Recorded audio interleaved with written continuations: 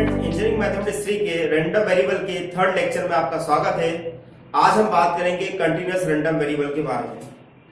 पहले हम थोड़ा रिकैप कर लेते हैं कि हमने पीछे क्या क्या पढ़ा हुआ है। पहले दो लेक्चर के अंदर हमने आपको बताया था कि रैंडम वेरिएबल किसे कहते हैं और साथ में हमने बताया था कि उसके टाइप कितने होते हैं।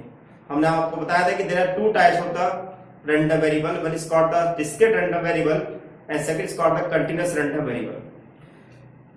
डिस्क्रीट रैंडम वेरिएबल में आपको मैंने बताया था कि कोई भी हमारे पास रैंडम वेरिएबल जो डिस्क्रीट रैंडम वेरिएबल कहलाता है वो हमेशा काउंटेबल फॉर्म में होगा, यानी कि ऐसा रैंडम वेरिएबल जिसकी वैल्यू हम काउंट कर सकते हैं वो डिस्क्रीट रैंडम वेरिएबल होगा। आज हम बात करने वाले हैं कंटीन्यूअस रैंडम वेरिएबल के बारे में। तो ध्यान दीजिए बच्चों, यदि अगर हमारे पास किसी भी ऐसे कंडीशन हमारे सामने आती है जिसमें आपसे बोला जाता है कि आपका जो वैल्यू है वो किसी इंटरवल में लाई करता है, तो ऐसा जो वेरिएबल होता है वो कंटीन्यूअस रैंडम वेरिएबल कहलाता है। यानी कि सिंपल से डेफिनेशन हम ये कह सकते हैं कि a random variable is said to be continuous random variable if it is lie in an interval, यानी कि अगर वो वैल्यू किसी इंटरवल में लाई करती है। एग्जांपल के तौर पर मान लीजिए अगर आपसे बोला जाता है कि find the number of batteries जो कि 2 से 4 आवर तक हमारे पास चलती हैं, तो ऐसी कितनी बैटरी हमारे पास होगी। हो सकता है कि हमारे पास जो बैटरीज हम निकाल रहे हैं उनके आवर्स अगर हमें निकालना है तो वो हमारे पास 2.5 आवर्स भी हो सकती हैं, 3.2 आवर्स भी हो सकती है, इवन 4 आवर्स भी हो सकती है। तो ये जो वैल्यू हमारे पास दी हुई है वो 2 आवर्स से लेके 4 आवर तक, तो हमारी जो वैल्यू है वो 2 से लेके 4 आवर तक के बीच में लाई कर रही है। तो डेफिनेटली ऐसे क्वेश्चन जो सॉल्व किए जाएंगे वो हम कंटीन्यूअस रैंडम वेरिएबल की कैटेगरी में सॉल्व करेंगे। एक और एग्जांपल हम और समझ सकते हैं। मान लीजिए किसी क्वेश्चन में अगर हमसे ऐसे बोला जाता है कि find the number of student in A class whose height lies between the 120 centimetre to 155 centimetre, यानी किसी क्वेश्चन में अगर आपसे ऐसे बोला जाता है कि हमें किसी क्लास में नंबर ऑफ स्टूडेंट निकालने हैं जिनकी हाइट 120 सेंटीमीटर से 155 सेंटीमीटर में लाई करती है, तो डेफिनेटली ये क्वेश्चन भी हमारे पास जो है किसी एक इंटरवल को बिलोंग कर रहा है, तो डेफिनेटली हम इस क्वेश्चन को भी कंटीन्यूअस रैंडम वेरिएबल की कैटेगरी में ही रखेंगे। ठीक है। अब अगर हमें किसी भी कंटीन्यूअस रैंडम वेरिएबल पर अगर हमें कोई प्रोबेबिलिटी फंक्शन डिफाइन करना होता है तो उस पर्टिकुलर प्रोबेबिलिटी फंक्शन को हम यहाँ पर प्रोबेबिलिटी डेंसिटी फंक्शन के नाम से जानते हैं, जिसको हम शॉर्ट में पीडीएफ लिखते हैं। तो सिंपल सा डेफिनेशन हमारे पास ये है कि अगर हम ये मान लेते हैं कि suppose if capital X be continuous random variable and small X belongs to capital X, then a function F of X defined on a continuous random variable, then the function f of x is known as pdf। Simple definition है हमारे पास कि कोई भी function f of x है जो किसी continuous random variable x पर defined होगा तो वो जो फंक्शन होगा वो pdf कहलाएगा हमारे पास। ठीक है, यानी कि उन सबकी वैल्यू पे हमें कंसीडर करना रहेगा। कंटीन्यूअस रैंडम वेरिएबल की हमारी कुछ प्रॉपर्टीज होती हैं, जिसमें नंबर 1 प्रॉपर्टीज हमारे पास है कि f of x जो होगा वो हमेशा ग्रेटर देन इक्वल टू 0 होगा, यानी कि जो हमारा प्रोबेबिलिटी डेंसिटी फंक्शन होगा उसका मान या तो 0 या 0 से बड़ा ही होगा। सेकंड हमारे पास ये है कि अगर हमारे पास कंटीन्यूअस रैंडम वेरिएबल किसी भी 2 पॉइंट a और b पर लाई करता है तो उसके बीच के एरिया को हम a to b f of x dx से रिप्रेजेंट करते हैं। और थर्ड हमारे पास है कि किसी भी कंटीन्यूअस रैंडम वेरिएबल का यदि हम एरिया निकालेंगे वो उसका एरिया 1 से ज्यादा नहीं होगा, यानी कि हम यहाँ पर ये कह सकते हैं कि अगर किसी क्वेश्चन में अगर आपसे ऐसा कहा जाता है कि भाई प्रूव करो कि f of x मेरे पास पीडीएफ है, तो इसका मतलब ये है कि उस पर्टिकुलर इंटरवल में मेरे फंक्शन का जो इंटीग्रेशन आएगा वो 1 के इक्वल होगा। तो आइए हम देखते हैं कुछ पर्टिकुलर डेफिनेशन जो एज पर द रूल लिखी होती है कि क्या क्या हमारे पास होंगी। फर्स्ट हमारे पास है कंटीन्यूअस रैंडम वेरिएबल, तो हम इसको शॉर्ट में CRV से डिनोट करते हैं। A random variable is said to be continuous random variable if it is value lie in an interval, यानी कि उसकी वैल्यू हमारे पास किसी इंटरवल पे लाई करती है, जिसमें मैंने आपको 2-3 एग्जांपल भी मैंने बताया। Probability density function of CRV, कभी कभी हमसे क्वेश्चन में बोला जाता है कि probability density function of find out कीजिए। तो सिंपल हमारे पास if f of x defined on continuous random variable x belongs to capital, then f of x is said to be pdf। या हम ऐसे कह सकते हैं कि हमारे पास कोई भी फंक्शन f of x जो कि इंटीग्रल -∞ से +∞ f of x dx में इक्वल टू 1 देता है, तो वो भी हमारा पीडीएफ कहलाएगा। Properties of PDF, number 1 f of x greater than equal to 0 for all x belongs to capital X। number 2 the probability that x will lie between the two numbers a and b is equal to the area under the curve I equal to f of x। between x equal to a to x equal to b, it means that a to b f of x dx equal to this much. The total area under the entire curve y equal to f of x is 1. हमें तो ध्यान रखना कि जो भी हम continuous curve की बात कर रहे हैं उसमें खास बात यह है कि टोटल एरिया उसका होगा 1 से ज्यादा नहीं हो सकता है। ठीक है, डिस्क्रीट रैंडम वेरिएबल में हमारे पास कंडीशन क्या होती थी कि कोई प्रोबेबिलिटी p of x हमारे पास पीडीएफ कहलाती थी यदि उसका समेशन और each x belongs to capital X में हमारे पास 1 के इक्वल होगा। अब हम क्या करेंगे, तो जब हम कंटीन्यूअस रैंडम वेरिएबल की हम बात करते हैं तो हमें कुछ यहाँ पर मेजर्स करने रहते हैं, तो वो मैं आपको यहाँ पर बता रहा हूँ। तो सबसे पहले हमारे पास है, अगर हमें कंटीन्यूअस रैंडम वेरिएबल का अगर मीन निकालना है तो मीन निकालने का हमारा फॉर्मूला होगा माइनस इनफिनिटी से plus infinity x f of x dx, और इसको हम mu1 डैश से भी डिनोट करेंगे। अगर हमें किसी क्वेश्चन में मीडियन निकालना है तो मीडियन अगर हम md से रिप्रेजेंट कर रहे हैं तो हमारे पास मीडियन जो निकालने का तरीका होगा माइनस इनफिनिटी से md या md से infinity f of x dx equal to half होगा। और आपके मन में सवाल उठ रहा होगा कि हम यहाँ पर हाफ क्यों ले रहे हैं, क्योंकि मीडियन का मीनिंग क्या होता है कि कोई भी कर्व का जो हम मीडियन निकालते हैं तो हमारे पास वो सिमेट्रिक होता है, यानी कि ऐसे पॉइंट पर हमारे पास जो कर्व होता है दोनों पार्ट में इक्वली डिवाइड होता है। क्योंकि कर्व का एरिया हम यहाँ पर 1 ले रहे हैं तो उसका हाफ कितना होगा 1/2। ठीक है, तो ऐसी कंडीशन में अगर आपकी लिमिट नेगेटिव अप्रोच करती है तो माइनस इनफिनिटी से md की वैल्यू 1/2 होगी, और अगर आपकी वैल्यू अगर पॉजिटिव लाई करती है तो हमारे पास md से इनफिनिटी की वैल्यू होगी वो भी 1/2। ठीक है, तो इसलिए हम यहाँ पर 1/2 ले रहे हैं। थर्ड पॉइंट हमारे पास है मोड। अगर हमें किसी क्वेश्चन में मोड निकालने को कहा जाता है तो मोड निकालने का मतलब होता है मैक्सिमम वैल्यू। कि मैक्सिमम वैल्यू का मतलब ये है कि अगर मान लो मेरे पास कर्व अगर y equal to f of x है और हमें इसका मोड निकालना है तो हम देखेंगे कि हमारे पास फंक्शन f of x ऐसे किस पॉइंट पर मैक्सिमा की कंडीशन फुलफिल करेगा। तो अगर हमें किसी फंक्शन f of x का अगर मॉड निकालना है तो आपको याद होगा हम सेकंड डेरिवेटिव टेस्ट से ये काम बड़ी आसानी से कर सकते हैं। कैसे, हम उस फंक्शन को f of x को पहले हम डिफरेंशिएट करेंगे 2 टाइम, जो फर्स्ट डेरिवेटिव होगा उसको हम रखेंगे 0 के इक्वल और वहां से हम x की वैल्यू फाइंड आउट करेंगे।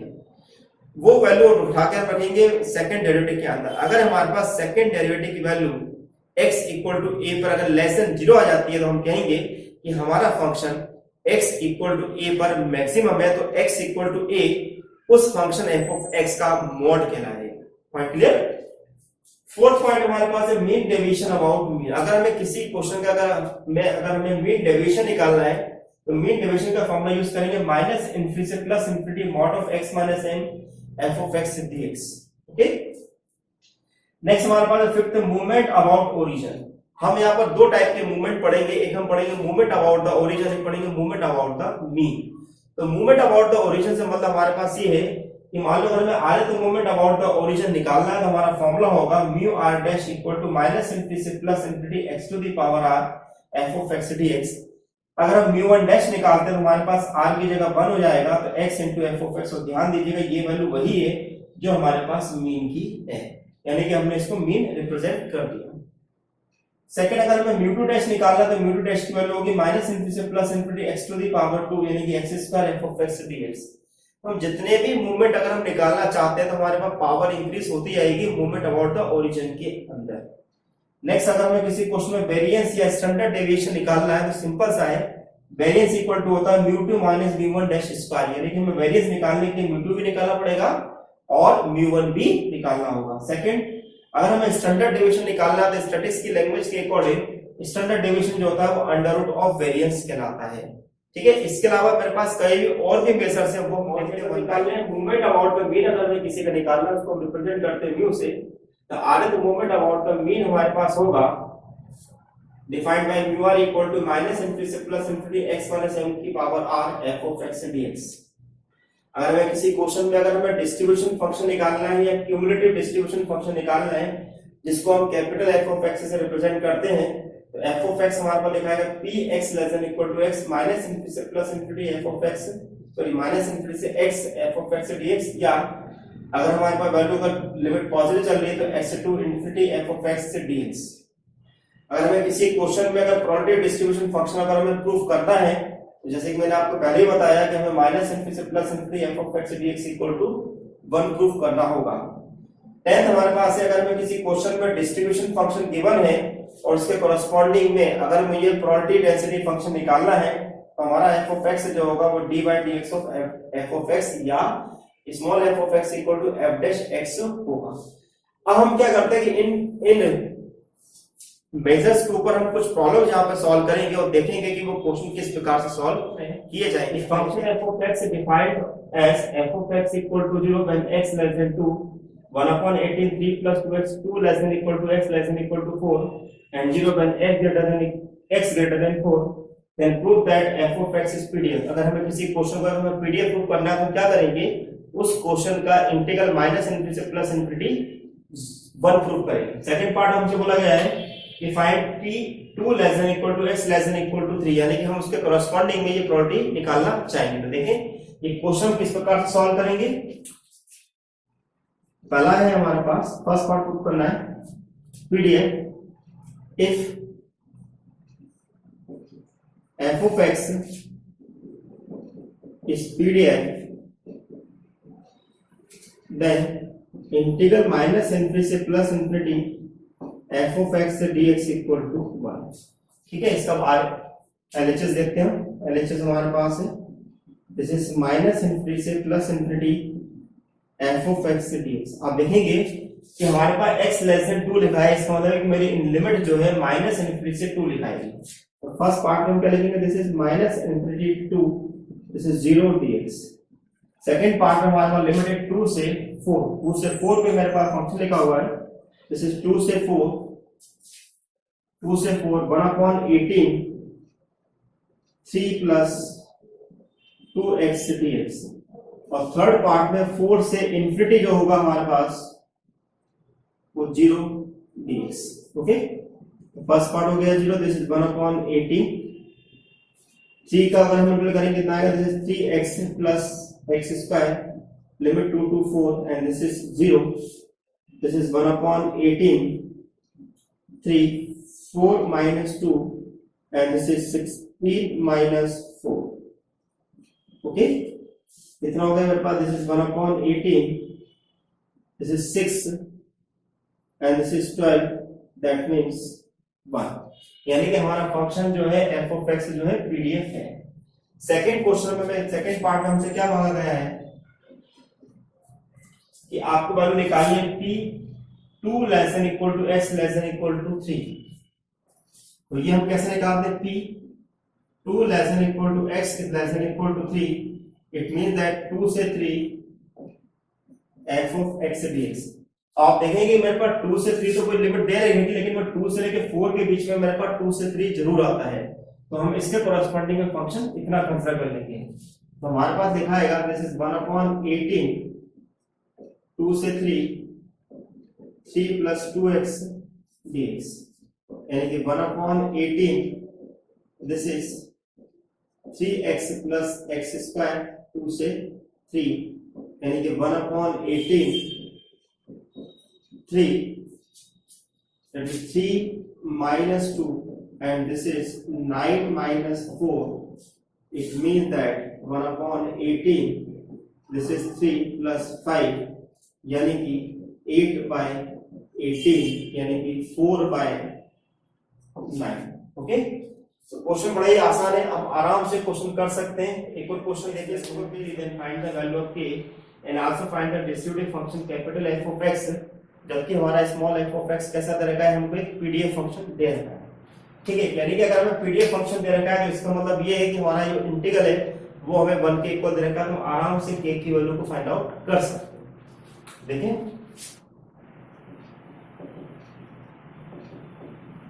Since f of x is PDF then integral minus infinity से plus infinity f of x dx equal to 1। That means a को हमने बाहर निकाला, माइनस इनफिनिटी से plus infinity 1 upon 1 plus x square dx equal to 1।